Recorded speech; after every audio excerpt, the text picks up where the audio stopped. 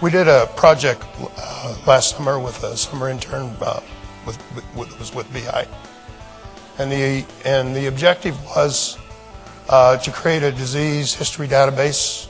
This is particularly a PERS-driven, where we wanted it more formalized on what sites are becoming infected over time, which sites were becoming infected, et cetera, et cetera. And pretty much as we look at PERS, we're talking about naive pigs that got lateral introduction of some sort.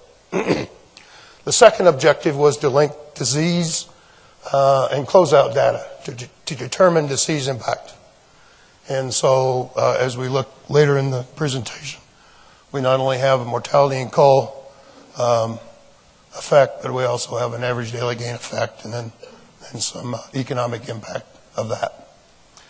And as a result of number 2, the third objective was to bring focus in management and treatment decisions a little bit quicker, faster, better. Our 3 main antigens that we were most concerned about was MHIO, PERS, and SIV.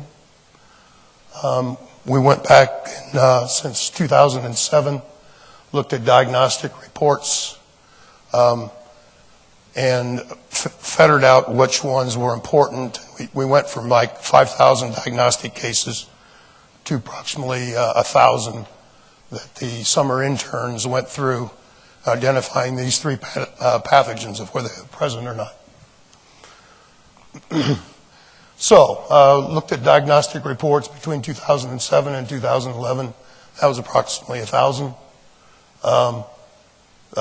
We collected the date, the age, weight, sample age, clinical signs the best we could. Clinical signs were not very apparent. It was basically based on memory more than anything else. So as we looked, influenza was either a lung, it would either be a lung or a nasal swab. So positive or negative, and recorded as such. PERS, these would be naive pigs. Some of them were vaccinated. So anytime we recovered a vaccine virus from the pigs, those were thrown out of the database. So it was recorded either as positive or negative, and that would either be blood, blood or tissue. And MHIO, that would either be nasal swabs or tissue. We used the site information that we had, and really what we used to match it up would be the farm number. And so the site was matched with the genetic type and flow, and we did try to attempt looking at virulence, trying to monitor, try to determine that, and that was quickly thrown out. Our notes weren't that good. And we settled on average daily gain and mortality and culls. We did take a look at feed conversion, but as Dr. Pullman already mentioned, standardizing that's almost impossible. So that was taken out of the equation. So the results of about 1,000 cases that we looked at, we have about 405 of them that we either got a MHIO, and the MHIO, with the definition of this, would be a PCR positive. It did not have to be clinical to get thrown into this bucket. However, during this time frame, I would say 60 to 70% of them were clinical. Probably 30% were PCR positive with no clinical signs. And these are vaccinated pigs. So the MHIO database was vaccinated pigs. The PERS, there was a mix between vaccinates and non-vaccinates. It was always wild virus, and we had 114 cases of those and 151 cases of SIV. And then we had some combos. We had 22 cases of MHIO and SIV, 24 of MHIO and PERS, and just a few with SIV and PERS and a trifecta. Results of the disease impact. And we're comparing this to baseline. So if the average for the year was X, then Mycoplasma pneumoniae recoveries were 2.11% higher. And as Dr. Pullman mentioned, in our system, at least the MHIO and the SIV is flow dependent.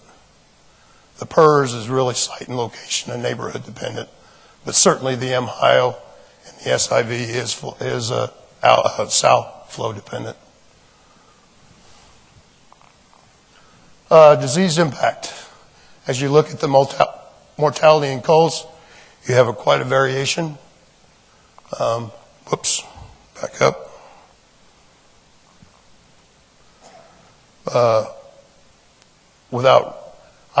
These are probably in this area are clinical. These probably down here are PCR positives that were just findings, and you can kind of see that there's a huge variation within the numbers.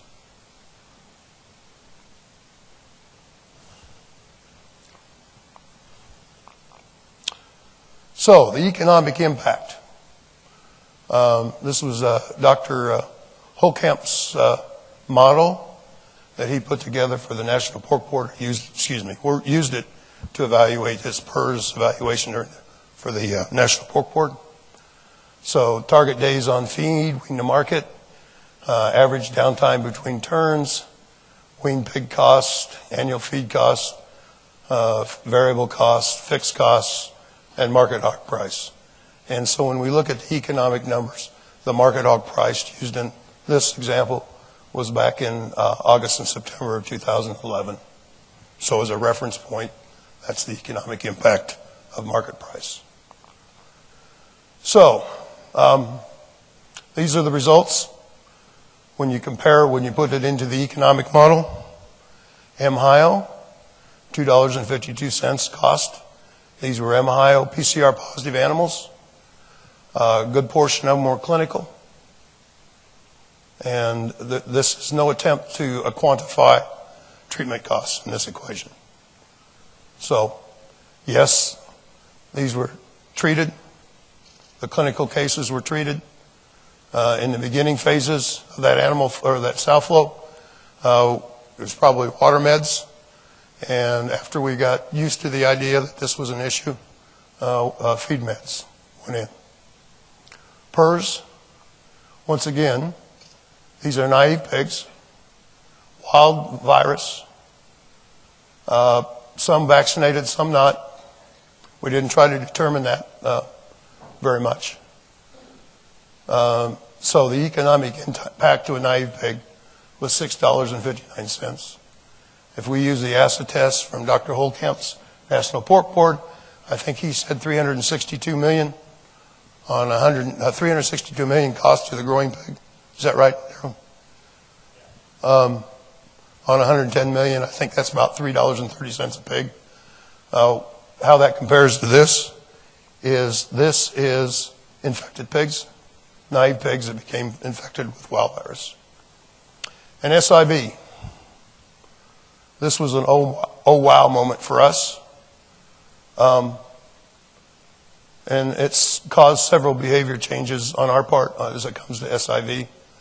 We were really surprised by that number.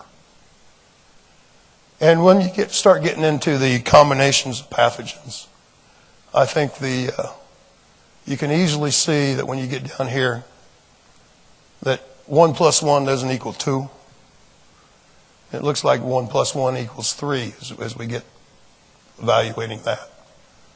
And that was an interesting. It's something I think we all kind of know, but quantifying it, I think, was very interesting to us. The 252, I don't think shouldn't be too much of a surprise to anybody. Once again, these were vaccinated pigs.